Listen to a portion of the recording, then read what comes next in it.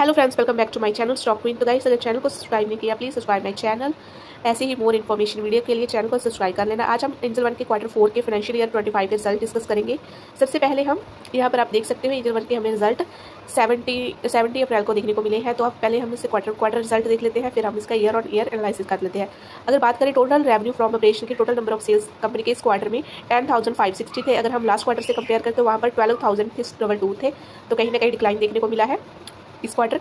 अगर हम इसे क्वार्टर को तो लास्ट क्वार्टर कंपनी के रेवेन्यू फ्रॉम ऑपरेशन 13,572 थे। तो कहीं ना कहीं कंपनी के रेवेन्यू में डिक्लाइन देखने को मिला है। अगर हम इस ईयर की बात करें, इस ईयर कंपनी के प्रॉफिट 52,383 थे। अगर हम लास्ट ईयर की बात करें तो 42,716 थे। तो कहीं ना कहीं कंपनी के सेल्स में बढ़ोतरी देखने को मिली है। ईयर ऑन ईयर पर क्वार्टर डिक्लाइन देखने को मिला है। अब बात कर लेते हैं कंपनी के एक्सपेंस की।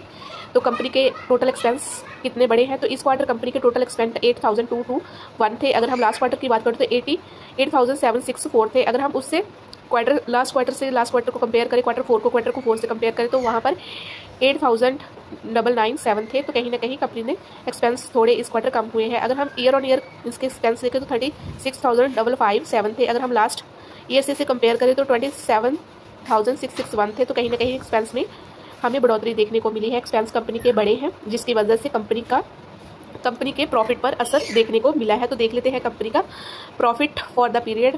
तो अगर हम इस क्वार्टर की बात करें तो कंपनी ने 7045 का प्रॉफिट किया है। अगर लास्ट क्वार्टर की बात करें तो 2814 का प्रॉफिट किया था। अगर हम इसे क्वार्टर कंपेयर करें तो वहाँ पर 3,399 का इसने प्रॉफिट किया था। ऑलमोस्ट प्रॉफिट में हमें शार्प डिक्लाइन देखने को मिली है। अगर हम ईयर ऑन ईयर प्रॉफिट की बात करें तो इस ईयर कंपनी ने 11,072 का प्रॉफिट किया है। अगर हम बात करें लास्ट ईयर की तो वहाँ पर कंपनी ने प्रॉफिट 1125 था प्रॉफिट।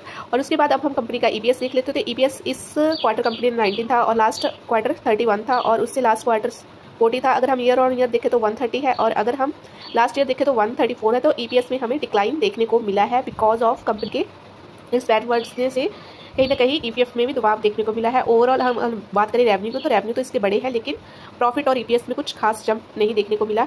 और अब हम यहाँ पर कुछ इंपॉर्टेंट चीज़ें भी देख लेते हैं। अगर हम बात करें डेप्ट इक्विटी रेशियो की, तो डेप्ट इक्विटी कंपनी की इस साल 0.60 है। अगर हम लास्ट ईयर की बात करें तो वहाँ पर 0.83 थी। तो कहीं ना कहीं डिक्लाइन हुए हैं। अगर हम बात करें कंपनी की नेटवर्थ की, तो यहाँ पर आप देख सकते हो इसकी जो नेटवर्थ है वो 56,391 है। अगर हम लास्ट ईयर की बात करें तो वहाँ पर 13,386 की थी। तो कहीं ना कहीं नेटवर्थ में हमें बढ़ोतरी देखने को मिली है। अगर हम बात करें कंपनी के नेट प्रॉफिट मार्जिन की, तो नेट प्रॉफिट मार्जिन कंपनी के इस ईयर 22.37 थे, लास्ट ईयर 26.35 थे। और इसके अलावा अब हम कंपनी का नेट प्रॉफिट आफ्टर टैक्स भी देख लेते हैं। तो इस ईयर कंपनी ने 11,720 का प्रॉफिट किया है। लास्ट ईयर कंपनी ने 11,255 का प्रॉफिट किया है। तो थोड़ा सा प्रॉफिट इसका बढ़ने को देखने को मिला है। EPS आप देख सकते हो 130 है इस ईयर, लास्ट ईयर 134 था। और यहाँ पर आप देख सकते हो करंट रेशियो कंपनी की 1.09 टाइम्स है। अगर लास्ट ईयर की बात करें तो 0.96 थी। और इसके अलावा हम करंट लाइबिलिटी रेशियो भी देख लेते हैं तो 0.9 है। और अगर हम बात करें लास्ट ईयर तो 1% थी। तो ये था कंपनी के कुछ की फाइनेंशियल इन्फॉर्मेशन। और इसके बाद अब हम कंपनी की कुछ और की मैट्रिक्स देख लेते हैं। अगर बात करें कंपनी की PE की, तो वो 18.15 की है। PE रेशियो की अगर हम कंपनी का मार्केट कैप देखें तो 21,275 करोड़ का है। अगर हम price to book value company की 6.99 है। फेस वैल्यू कंपनी की 10 है। और डिविडेंड यील्ड की बात करें तो 0.93 है। अगर हम ट्रेल EPS की बात करें तो ट्रेल EPS कंपनी का 129.81 है। तो ये थे इसके कुछ इंपॉर्टेंट की मैट्रिक्स। और अब इसके बाद हम कंपनी का शेयर होल्डिंग पैटर्न भी देख लेते हैं।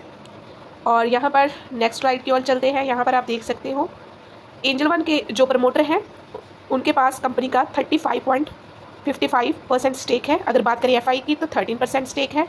बात करें DIAs की तो वहाँ DIA के पास 14% का स्टेक है। म्यूचुअल फंड्स के पास 11.37% का स्टेक है। एंड अदर्स की बात करें तो 37.13% का स्टेक है।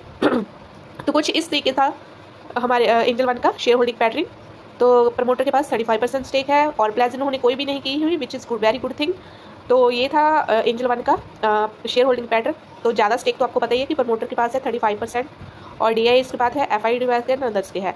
और इसके अलावा अब हम मैं आपको यहाँ पर एक मेन पॉइंट इसका हाईलाइट करना चाहती हूँ कि जो FI है उन्होंने shareholding pattern quarter on quarter कम किया है। तो जून में आप देख सकते हो, ये जो जून है, जून में FIS का स्टेक 15% था। अगर बात करें सितंबर में उन्होंने कम किया जो कि 12.27% था। अगर बात करें दिसंबर की, तो दिसंबर में थोड़ा सा बढ़ाया, 13.81 था। और अगर बात करें मार्च की, तो मार्च में 13.05 है, जो कि कहीं ना कहीं कम देखने को मिला है। तो ये थी वीडियो एंजल वन की। होप करती हूँ आपको वीडियो पसंद आई हो। Thank you so much guys.